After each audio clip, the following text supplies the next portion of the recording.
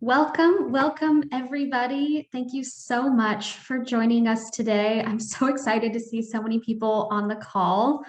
Um, so thank you for being here. This is Considering the Healing Centered Arts Classroom. This is the final session in the 2022 Teaching Artists Tuesday series. I want to say a big thank you to the Roundtable's Teaching Artists Affairs Committee for putting this series together.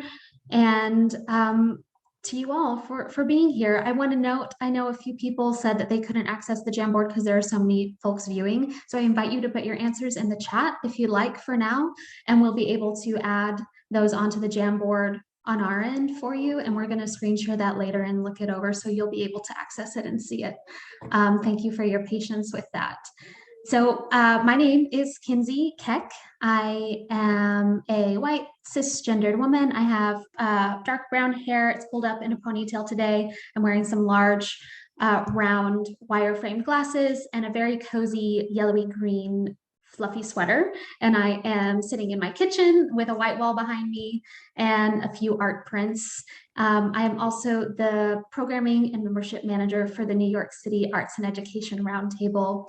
The Roundtable is a grassroots service organization that works to improve and advance the state of arts education through professional development, advocacy, online resources, and platforms to connect the arts education field. Although we are currently meeting via Zoom, an online platform, the Roundtable would like to acknowledge that we do work and live on unceded lands. Manhattan, or the place that is also widely known as New York City, exists on the contemporary and ancestral homelands of the Canarsie, Lenape, Munsee, and Wappinger people. These sovereign nations and communities are still thriving here, and we continue to occupy their lands. So we would like to give a moment of respect to them, as well as to the Black and immigrant communities that have helped build the city that we know today. As we recognize that all of our pasts, presents, and futures are intertwined, I just want to quickly uplift a couple of contemporary Indigenous arts organizations that I highly recommend you do some research into and support. The first is the Lenape Center, which hosts tons of workshops and programs, performances, symposia, ceremonies, and such. And they're a really good resource for folks in the area that want to deepen their understanding of the land that they live on and the thriving Indigenous community that lives here. And the second is the Red Hawk Native American Arts Council. I put both of those links in the chat for you. That's a nonprofit organization made up of representatives from many different Indigenous identities, and they offer programming as well around many artistic disciplines to educate the public about Indigenous heritage. So please take some time to look into those organizations and others in your area and not only learn about them, but do support them. Thank you. So I just have a few reminders before we get going. If you have any trouble with Zoom, please send me a private message. Kinsey Keck, I am here to help. Please do keep your mic setting on mute unless you're the person speaking so we can hear everyone clearly. Please use the chat box to ask questions and share resources and connect with other people on the call. That transcript will be saved and shared with you in a follow-up email. I also want to note that we do include closed captioning on this call in the main room here. To activate that setting, you click live transcript. That's a button on your toolbar, or it might be under more. And then you can click show subtitles. You'll be able to access those. And lastly, I want to note that this workshop is being recorded. The recording is going to be edited and uploaded to the Roundtable's website and YouTube channel. And I will send a link to that recording when it is ready to all of you. And I do believe that that is it for me. So I'm thrilled to turn it over to our two facilitators today. And I'm very pleased to introduce to you Leah Reddy, teaching artist, and Gayathri Iyer. Gayathri is a school counselor in the New York City Department of Education. So take it away, you two. Thanks for being here. Thank you so much, Kinsey, and thank you everyone for being here. We will table the wonderful responses that were coming through the Jamboard for an activity that Leah is going to do with us in a moment, or about halfway through. So again, I'm a school counselor, and I was in my past life an arts educator, a museum educator, doing after-school programming, and I care deeply about the work and how it connects. So I want to offer you from the perspective of someone who works in the school in partnership with Leah's expertise, some practical support today in recognizing social emotional challenges, which we know that there's expertise in the room. We're going to leverage that, talk specifically about trauma presentation, and we're going to learn about how to respond with effective empathic practices, and something that I think comes up a lot, which how to do an effective referral, because often teaching artists are not working full time in the schools or communities that they're doing work in. So we're going to move through this. Yeah. So first, if you want to take a second for a pull everywhere. So there's two I's here. Gayathri, I is my first initial 325. And Mackenzie said she'll drop that in the chat as well. Or you can text. What's the first thing that comes to mind when you hear the word trauma or trauma response? It's really buzzing these days, this concept of trauma and trauma response as it appears in students. So if you want to just put that in the pull everywhere, we'll take a look at it as a word cloud.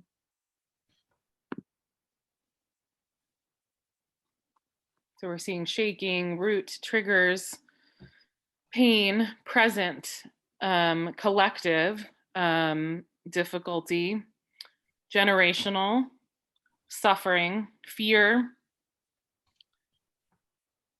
Pain seems to be coming up in a lot. Hurt, something, someone negatively felt, yes. Manifest. Overwhelm is really, really salient to what we'll be talking about today. Singular and can sometimes be serial also. Great, affected and response individually, collectively, so many things, memories, past and present. So this is a great way for us to just ground ourselves in the knowledge in the room and what we know that is trauma. And there's a lot of conversation as we move toward talking about our work as healing centered. It's really this sort of language that's been used a lot around trauma informed work. I'm really glad that the shift is happening toward this concept of healing centered, because when we say trauma informed, it often really brought up this idea that people need to be informed of people's trauma, which of course is not healing centered, to be sort of mining what somebody's trauma experiences are. As a counselor, even after establishing counseling relationships, sometimes the details of people's trauma is not actually what helps you support them. I think most people know that as just being a person, right? The way that you feel supported isn't by disclosing necessarily all of the details of your trauma. But I do think that sometimes that comes up in our as helping professionals. We're like, well, what do we have to know about what happened to a student or a person in order to help them? Trauma, as people mentioned, is really single or repeated or connected stressful experiences. So COVID-19 is a trauma experience, even though it's a real collection of different experiences. And notably, it's the conditioning that happened afterward. Again, these are things that I'm sure people in the room are familiar with, but it's the idea that if you had a reasonable fear of COVID-19 and you had reasonable protections from and reasonable work hours and reasonable safe spaces, maybe the effects of COVID-19 wouldn't manifest as a trauma in your body or your memory. But if you have to go back to work and you don't know whether you're going to contract COVID and you've had people and your feelings about it are being dismissed, that's actually what sets in the trauma, right? Often this is talked about as ACEs or adverse childhood experiences that people may have heard of. And they talk about really kind of, things that are sort of social and cultural that we know are bad for kids, so growing up without the right resources, growing up around violence, or things that are a lack of support in their community or home. But the truth is we want to think about trauma in a really nuanced way, not just these sort of marked adverse childhood experiences, and consider that triggers are really varied, and that the responses that people have to trauma are really not linear. They're not skill-based. So it's not that somebody can just know better and act better, that the trauma response will manifest in a lot of different ways. Everyone, again, has different trauma behavior. And so we're talking when we're talking relationally about healing centered work, we're talking about our trauma as well. So it's not something for marginalized groups, or it's really thinking about the way our trauma is interaction with students' trauma. And not all social and emotional behavior that displeases or challenges a caregiver or an educator or facilitator, an artist or counselor is because of a child or student's trauma. So that's also important to remember. It's always relational and thinking about the adjustments we need to make. And adults are operating on trauma response all the time. So we just want to make sure that we recognize all the dynamics in the room and not just label any a child as someone with trauma, and that's why they're acting out or acting in a particular way. So thinking about that, I want to know, and we can take a look in the chat as well, are people familiar, pardon me, let me just bring that back up. Are people familiar with trauma response? How many people have heard about these ideas of fight, flight, freeze, and fawn? I'm having trouble seeing the chat. I think I need to figure out. I can read the chat out for us. That sounds good. So we're seeing fawn being new to some folks, a new concept.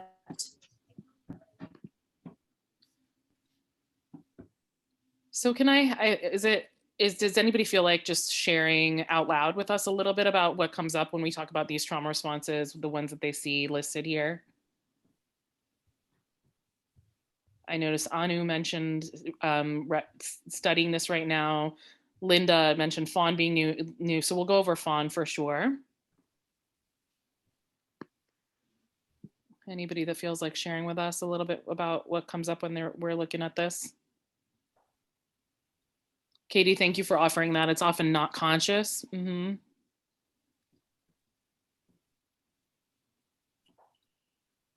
I see a fair amount of flight in students stepping back and not being willing to engage in an activity. Yeah, so withdrawal. Donna, thank you. So it looks like there was this kind of touches back on some of the work that people in the room may have done. Yeah, fight and sort of freeze can look similar, but I think freeze is a really important one. Sometimes when you have students that are nonverbal or kind of inaction or shutting down is a little different than a resistance or like a frustration or anger response. And it's one that I think we can be sympathetic to, but it sometimes challenges us more. So let's take a moment for fawn. It seems like the one that's bringing up a lot for people, and I think it's really important in our work. Fawn is really a well-disguised sort of trauma response, but it's a really common one. I think I think we've all been there to some extent. So if you have a boss that says, you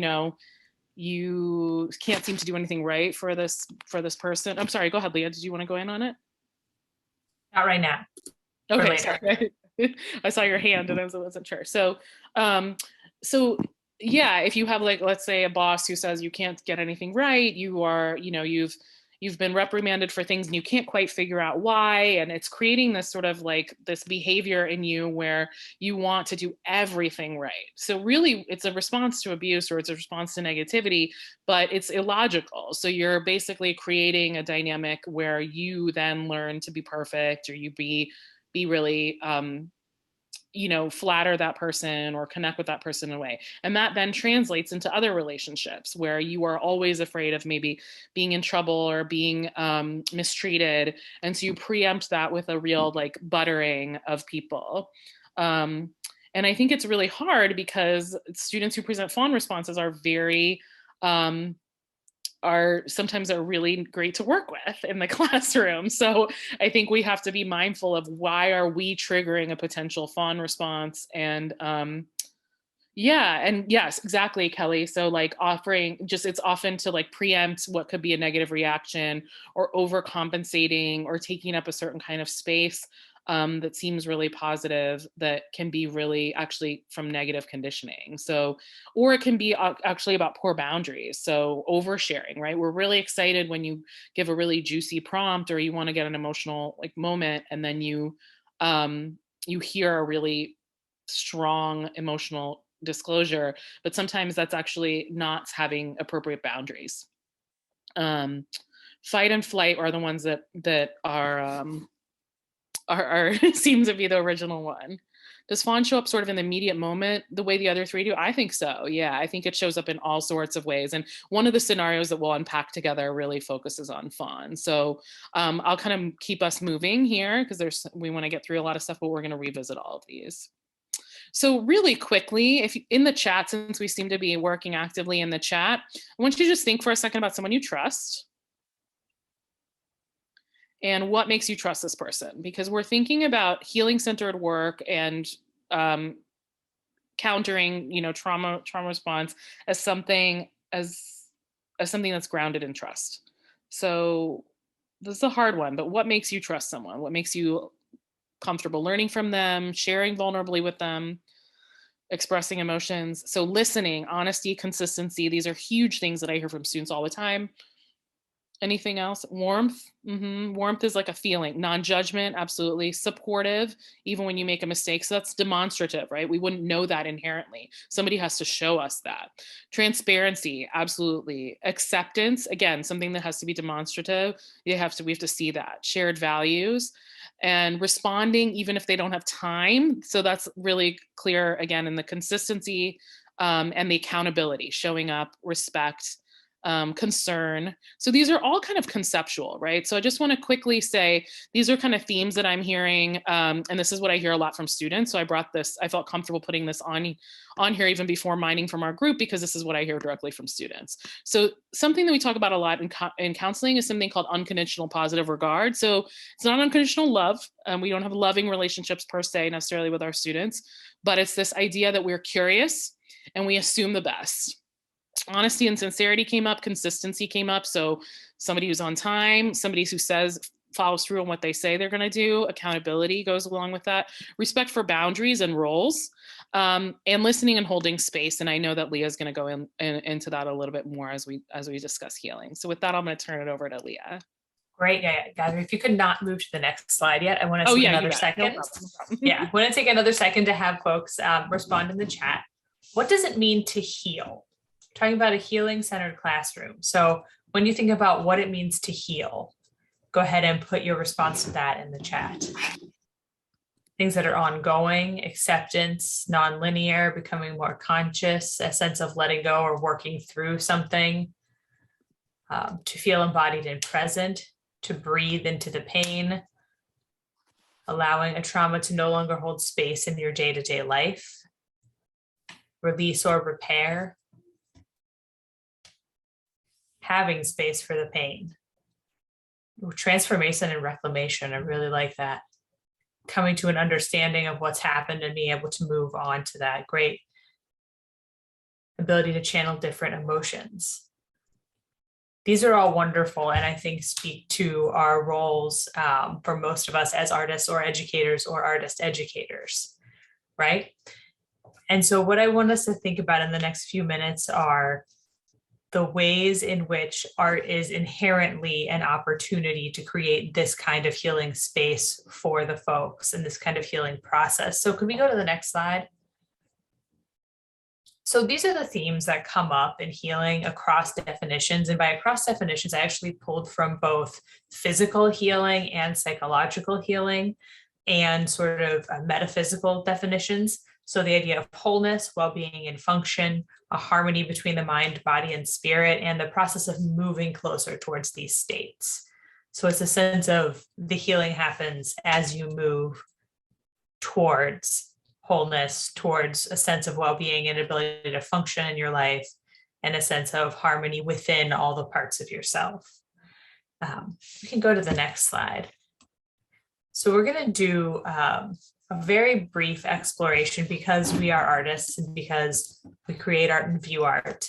We've been in our heads. We've been thinking about things and taking notes and learning new stuff. And I want to give us a second to pause and move into our hearts and into our bodies.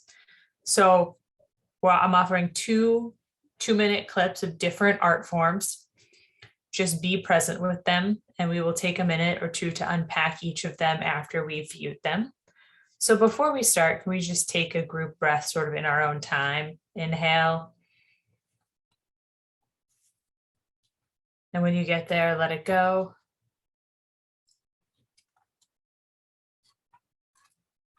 We can go ahead and press play.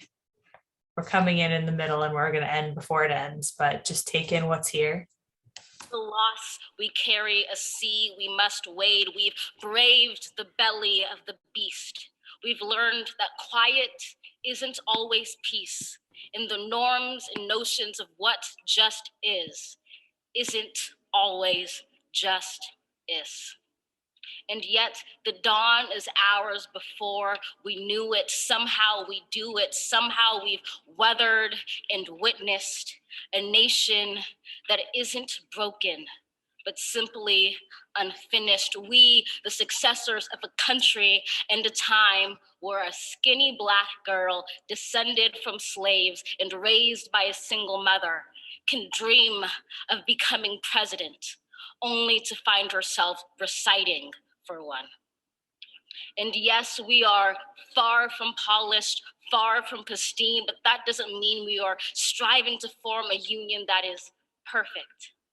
We are striving to forge our union with purpose, to compose a country committed to all cultures, colors, characters, and conditions of man.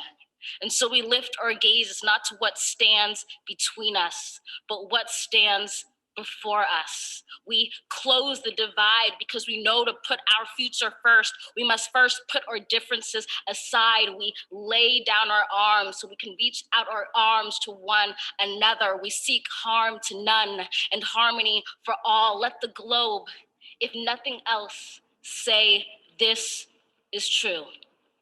That even as we grieved, we grew, that even as we hurt, we hoped, that even as we tired, we tried, that we'll forever be tied together, victorious, not because we will never again know defeat, but because we will never again sow division. Scripture tells us to envision that everyone shall sit.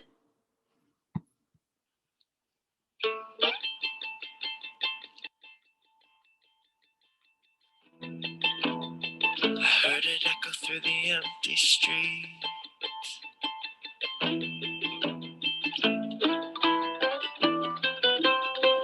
No nightmare year is catching us asleep, 'cause we live to dream.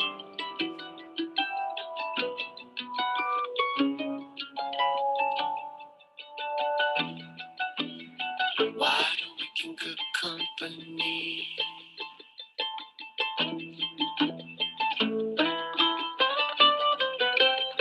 Reaching up for stars that we'll never see. Through the lights of the city.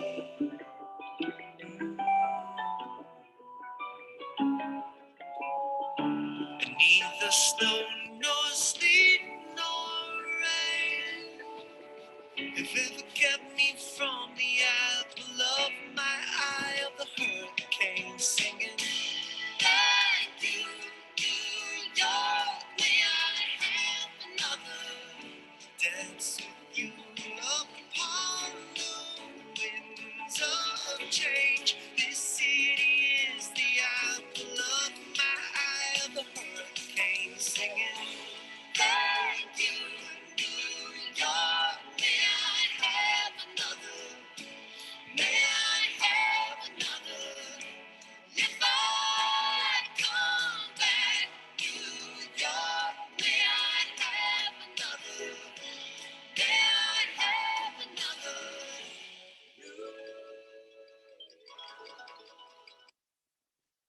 So take a minute and you can add on to our Jamboard, or you can add it in the chat if the Jamboard's not working for you. In what ways for you, as from the perspective of an audience member or as an art maker, is the process of making art healing in some way? In what way does it move you towards wholeness or bring the mind, body, and spirit together? Let's just take about 90 seconds to think about that. Some beautiful truths being added to both the Jamboard and also in the chat. Something that's coming up repeatedly is using the whole body and being able to embody something as a site of vibrancy, experiencing the body as a site of vibrancy. I loved that. I'm seeing someone wrote, allowing your own emotions to come through the safety of someone else's words. And I think that's a big part of for myself as a theater artist, the way in which theater is particularly healing, or perhaps poetry, the written art forms, is hearing your emotions reflected back to you. And I'm sure in visual art, there's a parallel as well. Ooh, I'm seeing someone addressing that visual journaling, processing when words aren't enough to describe what you're feeling. Gayathri, is there anything jumping out to you that you want to shout out or notice? Sure. I mean, I think from a counseling perspective, I think artists of all media understand best that trauma and healing lives in the body. And I think it's really great, like you said, to see so many people referencing the body. I think when you come at, because counseling is a sort of verbal medium, it sometimes takes us a moment for people to actually get in their body, but art making is doing the work, that often, talk therapy or counseling is seeking to do by really getting in the full body. I loved what someone put in about putting you in the special zone where you're in the flow of being with the universe. It's a change of state, a change of perspective, an opportunity to get into your body and have that wholeness in some way. So I think what we want to do as we move forward into looking at these scenarios, into the framework that Gayathri is so wonderfully bringing us, is thinking about the ways in which you're already doing this and the ways in which you can continue to make space to do this for all of your students, even those who may be showing a response. This is incredible. It's really nice to see all this in one room. Leah, can you repeat that question or the last prompt? The last prompt for what folks are writing, or what the transitional moment I was just doing, Nafisa? Oh, was that a transitional moment? I thought that was a prompt. Keeping this in mind, as we move forward, we're going to go back into looking at a really great framework, a recognize, respond, and refer toolkit.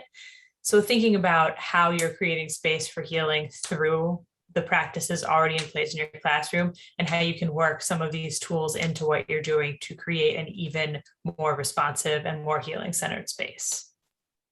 Thank you, Leah. Thank you. And thank you, everyone. I think, again, this can be a little clinical, thinking about things as recognize and respond and refer, and just the weight of that. But I think Leah helped ground us in the fact that the answer is really in the room, and the way that people already know what they're doing and what they enjoy doing, and they heal from in their own art practices and art experiences and viewing and engaging with art.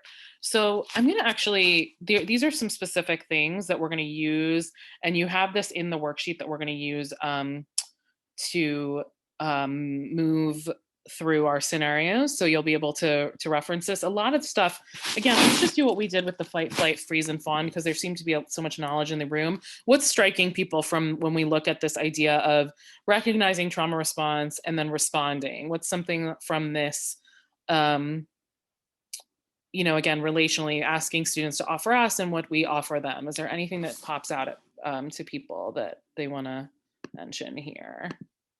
And I'd love to hear people speak out loud, and it can also connect to what Leah offered us. How do you invite students into healing experiences? I feel like I've become really adept at recognizing it, but I don't always know and or have the tools of how to respond to what, and especially when you're a visiting artist, you don't have the benefit of knowing a student's regular habits or regular ways of being in the room and potential triggers, etc. So I find that's what pops out at me about this. I agree. And I think in some ways, what I will say to empower you in that is sometimes if you're teaching math to a student all year, you might have less knowledge of their inner life than a teaching artist does in one session. So there's all sorts of possibility, and I know that you're all leveraging that, but I hear you in the challenge of not knowing them all day, every day. It's part of why I wanted to work in a school. So understanding that there are ways that for example, we're all together here in a one-time experience. And so what is it that makes it so that you are able to be receptive or connected to the work that Leah and I are offering you, even though we don't know you contextually as learners, as thinkers, as people, as working artists.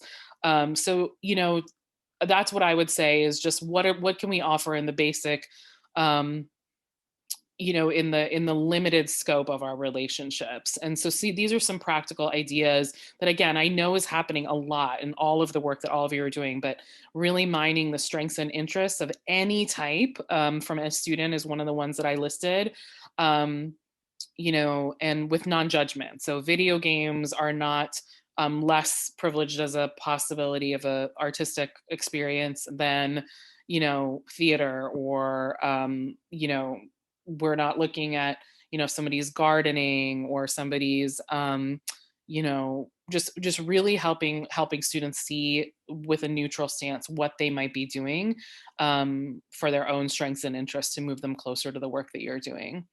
I'm looking at some of these things, and we did ask you first what are your challenges are. Hard to juggle everyone. These are things we definitely hear. Donna offers us vocabulary benchmarks, creating projects that seem advanced but are built with steps of scaffolding. Any tactile use, which is great. Teaching artists do a great job of that. Making sure that you have what the contextual knowledge and tools. Again, you'll never have comprehensive things, but neither do the teachers in the building often. So, but making sure you have access to some of the things that you can have access to. Schools are filled with a lot of data. There's often anecdotals that could be really illuminating, or the seating chart that the teacher has, relationships, best partnerships and work materials, and things like that. And Randy offers us just really a really important grounding principle, which is just to listen to the students. So I'm just we'll revisit this as we kind of work, but these are some other healing centered commitments and how we design the classroom. So mindfulness space, youth work is displayed and celebrated. All students are celebrated and represented. People know each other's names and pronouns, pronounce them correctly, and use them often. These are, again, practices that just make us feel safer. Again, I know that so many people in the room do these things, but this does establish when you have harder moments or things that interconnect everyone's kind of, you know, create bigger trauma situations. It's resetting the norms and the community agreements and the tenor of the classroom to make sure that there's safety and possibility to build more. Remembering students' names is really, really hard. It's really, I think it's really hard. And so figuring out when, because you're not seeing them as regularly. So figuring out ways that you can build that into a practice, or asking students, again, what is the way do you think that, because they know each other's names if they go to the same school. So what's the way that you can leverage what's in the room with the students? So we'll come back to that again. So what we're going to do is we're going to unpack some scenarios, but the elements that we want to look at, well, before we do that, I'm going to go ahead and talk about referral. So referral is basically, we just want to make sure that we have as much information as possible when you refer to a school professional. So this is a kind of overview of referral. So I'm a school counselor. Sometimes I get direct referral from outside people who are working with students from outside the school, who are teaching artists, who are after school educators, who are working with students even outside the school setting, from parents via arts programs that students do on the weekends. And I think it's really important to know that even if we don't know what the goal of referral is, you know, you may have a goal and it may be misaligned a little bit with the school goal. But I think it's really important to know that we have to refer sort of no matter what, because there is a larger context for what the school or a community's response is, who kind of holds that student. So I know people are working in places other than schools, or they're working in different groups. So, but schools obviously where I'm primarily familiar with how these kind of protocols work. So again, most of you are usually working with like a host teacher or sometimes with an administrator. So you refer to the most proximate person to the student's learning. And they will manage all of the other internal communication. So I know sometimes you have direct relationships with parents because they do pickup or they do consent, but just understanding that you really want to anchor that in a school-based professional. They have a different kind of accountability, and just to take that off of yourself in some ways. Low inference is really important. What happened? When did it start? How many times? What were the actual words? Who said what to whom? Where did you see it? If it showed up in a piece of art or a piece of an expression. Again, if you're worried about violating privacy, that's something to navigate from within the school. So I'm going to tell you this, if you feel like if it's something that has to do with imminent harm for a student, you can bypass that concern. But otherwise you can discuss with the student, is there someone in the school that you trust that I'd like to share this with? Gayathri, can I ask sorry, Nafisa here. Yes, hi. Low inference, I actually don't, I'm not. Oh, you bet. So Gayathri came into class and was acting all wild, versus Gayathri came in, threw her backpack on the ground with force, stood up 3 times in a row and pointed at Nafisa. Right. So the word wild is what the inference is. Anything is, anything actionable, observable. Again, it's very clinical in some ways, but in other ways it helps us ground in what happened and our own triggers that come up, right? So different things. If I've seen a student do this before and I know where it's headed, our instincts are great, and you should trust them, and you should be guided by them, and you should be guided by your prior experience. But you also want to make sure when you report something, that you have a real sense of what happened, because things get out of hand really quickly. And as you know, I work particularly with the middle school population. Nothing is ever anchored in one kid. There's usually about 15 kids that are at the center of like one emotional thing. Where this person saw it on Instagram, and then this person yelled, and this person was trying to protect that person, and this person was trying to. So if you don't, it often becomes all of these people had all of these feelings, and it's really important. And then you have your feelings. So anything that without inferential or kind of subjective language. And it's hard. It's really, really hard. Thank you. Yeah, no, it really is, but thank you. No. Yeah, of course.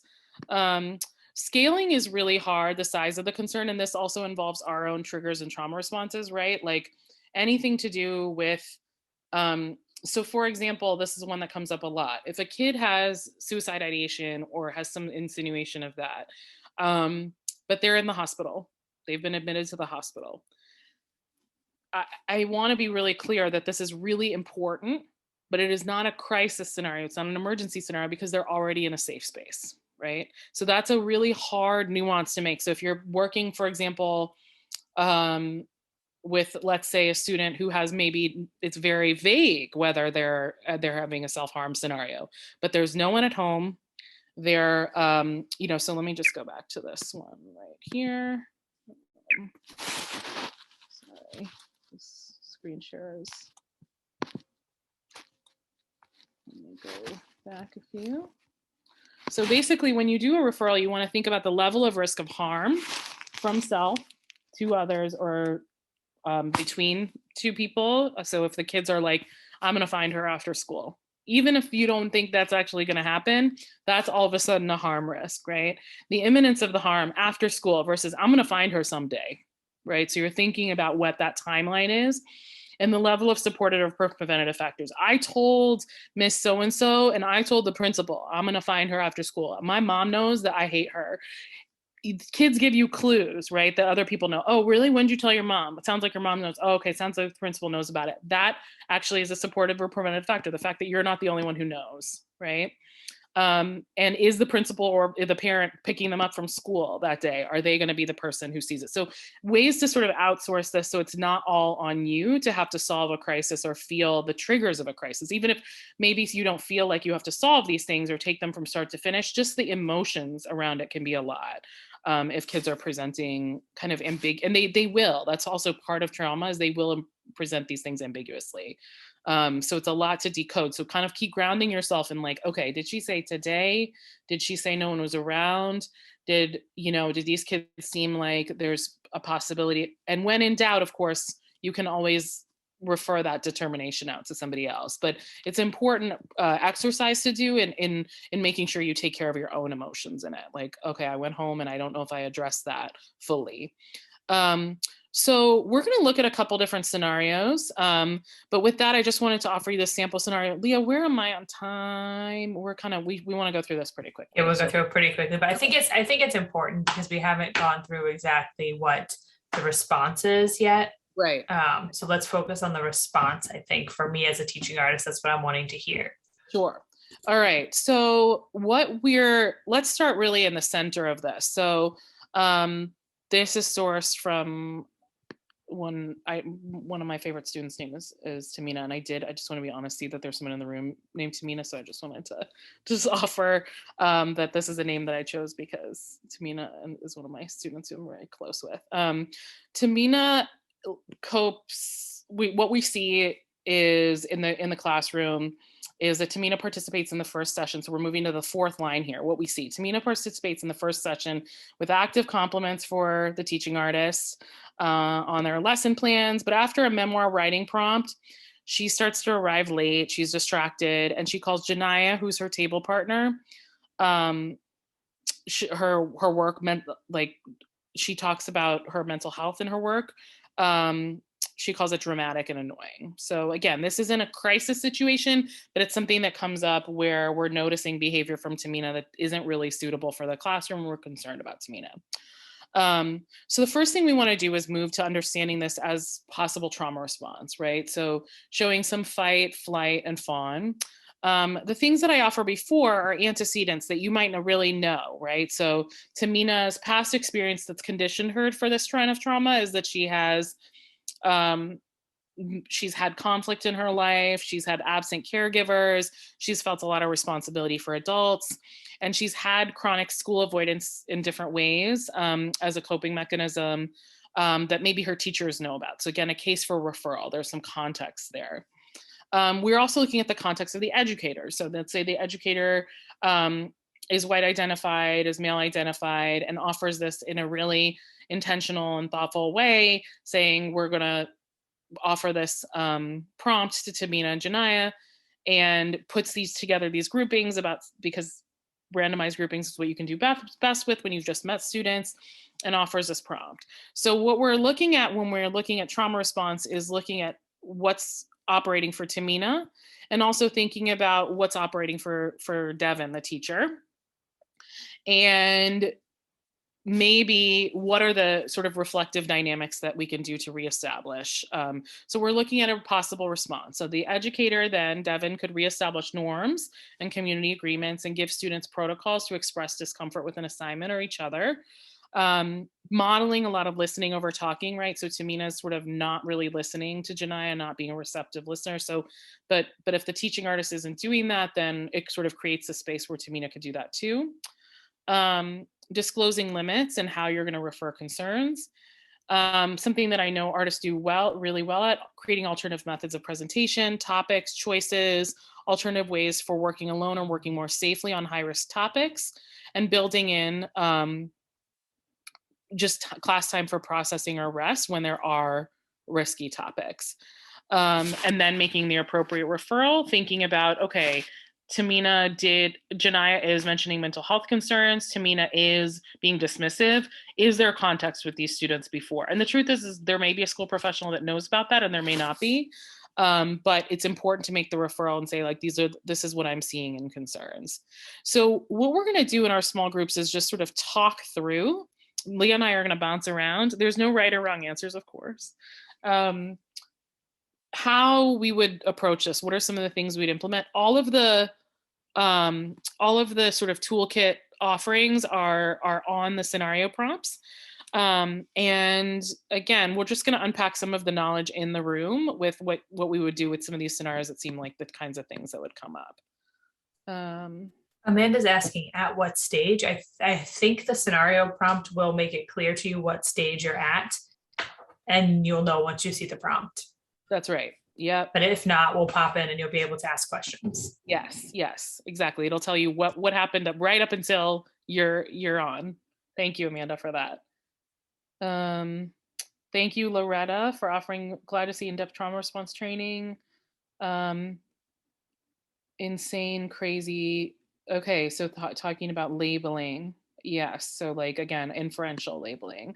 There's so much good stuff in this chat. I will look through it while we are bopping around to scenarios. Okay, so Kinsey is gonna then explain to us how we're moving into our breakout rooms. Yes, so I am going to move you all into your rooms in just a moment. Before I do that, I'm just going to type into the chat here what you're seeing on the screen in front of you so you have it. So when you go into your room, just make a note of what room number you're in, because that's going to dictate the scenario that you're all going to discuss. I'm also dropping the link into the chat right now of those scenarios, and then you have some of the tactics and tools that they just went over in this following pages of that document. How long are we going to be in these spaces? So we are at 4:55. We wrap at 5:15. We want to come back maybe by like 5:08. 5:08. Great. We can do that for sure. Meat of our work in our small groups. Great. All right, so you should be in a group of about 5 or 6. I'm going to open that now, and I will remain in the main space. If you need anything from me, that's where I'll be. And let me just make sure that we are set here. Okay, here we go. Leah, I'm going to invite you to start with some things maybe you've heard in your rooms, or invite anybody that you want to highlight from your scenarios. I got about halfway down. I know we had very short time to unpack together. So yeah, I heard a lot of really great things, and I'm wondering if anyone wants to volunteer, because I know groups had really different kinds of conversations. I'm seeing Kelly in the chat. Would you like to speak? Would you or anyone from your group like to speak? Oh, you're disappearing. Okay. I'm totally wrong about that. Would anyone from, I think that was group 14, right? So group 14 was working on this scenario here, scenario F, is that right? Yes. Okay, great. They were having a very productive conversation about what to do in the moment, and then whether or not to continue on with the process. I think group 13 also had that scenario as well. If anyone from that group would like to come off mic, yeah, go ahead. We were talking through just noticing, you know, how mean they were being to each other. We were talking about kind of wanting, like there was an impulse to want to know what the background is with the dad, but then like, oh, well, maybe we need to respond in the moment. We don't really need to know. It sounds like a pretty complicated story. You know, so we can kind of separate out our response in the moment from like having to know everything that happened and why it's happening. That was one thought that I thought was pretty interesting, of like being able to strategize and respond in the moment. Yeah, I love that, Kelly. And it's also this idea of not, you can actually say what you just said, which is that it sounds like this is really important and we don't know the whole story. And I want to respond to what's happening. You can say exactly what you just said amongst each other to the student, right? You can just say, sounds like there's a big story here that I don't know, and that's super important, and that, you know, I might not have, might not be ready for you to share, or you might not be ready to share all of that with me. But what's happening here is still important. Yeah, that's great. Anyone from scenario E, Leah, that you got to? I did not get to spend too much time with the scenario E groups, but I'm curious if anyone wants to share anything. I spent some time with the A and B folks, if there's anybody from those groups that want to share. I know in scenario E, we had a big response about the emotional response to, we got triggered because it was just such a sad thing to see, and how we felt like we wanted to have a good response that was correct, not only for the person, like a nurturing response, something that might help it better. So we try to change it. We try to change the, what you call it, the topic at hand. Maybe point it more towards me, making myself, what am I as a good friend, that kind of thing. I also know that in the in order to respond, to report this, what was the process to report it? And I think some of us felt like they didn't want to report because they've had bad experiences with a report. What's the proper way of doing it? How not to overblow it, but how to kind of like make sure there are steps in place in case the person needs it, that kind of thing. It's kind of tricky, I think. Really tricky. I Yeah. want to honor people's bad experiences with school-based professionals as a school-based professional. But yeah, I definitely think that is a need for referral for sure. Yeah.